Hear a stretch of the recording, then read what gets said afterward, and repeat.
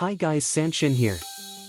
This time we will discuss Miss Crane, one of the universal supports, with the Noble Phantasm damage buff type as the main strength to support our DPS, as long as it has a Noble Phantasm that has damage. Next, we will start with the advantages of Miss Crane. The first is the self-charging NP gauge on her second skill at level 10, which reaches 100%. This makes Miss Crane an independent support to be able to do NP and makes it flexible in using the right craft essence. The second is the first skill that really supports our DPS in producing stars. This skill is similar to Gilgamesh Caster. This buff is very important for servants who are difficult to produce stars, like Space Ishtar, who is one of them. Then there is the third skill, which really helps our DPS in dominating star absorption and increasing critical damage. As you can see, Space Ishtar has 100% critical star dominance compared to other servants. This is very good because it can ensure the face card will get critical damage. Then Miss Crane has a pretty good passive, a buff success rate of 10%, so if there are two Miss Crane on the field at the same time, it will make Space Ishtar's third skill 100% active for all buffs, quick, arts, and buster buffs. Double Miss Crane party is a combination that is quite odd but interesting to use. And we come to Miss Crane's main strength, her Noble Phantasm buff, which is so strong.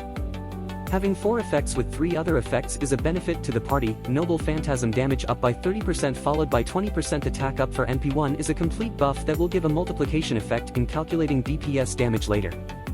The types of the two buffs have different effects, so the DPS damage calculation will be quite high. And thirdly, the effect of overcharging, which will charge 30% of the NP gauge of other servants, will have differences in the following Noble Phantasm mechanic orders. The first pattern is to place our DPS Noble Phantasm after Miss Crane's Noble Phantasm, which will have a condition like this: get all the buffs before our DPS Noble Phantasm is released, but the NP gauge bar obtained will be 0% on the next turn. The second pattern puts our DPS's Noble Phantasm in first, followed by Miss Crane's Noble Phantasm, and our DPS will get this condition.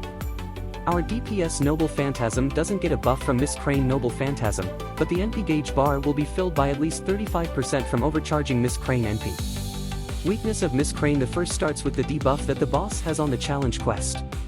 NP Seal, Skill Seal, and Star Drain are a nightmare for Miss Crane because she can't use her Noble Phantasm, so it will be useless on the team.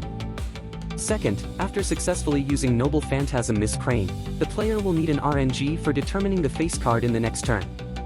Because after Miss Crane moves, the face card sequence will be re-randomized, requiring another RNG. The third is a change in playstyle that will make the player rely on Noble Phantasm damage. This is bad because Noble Phantasm damage is very dependent on the NP level of the servant, so in this case the critical hit face card playstyle is better for lower NP levels than using a Miss Crane.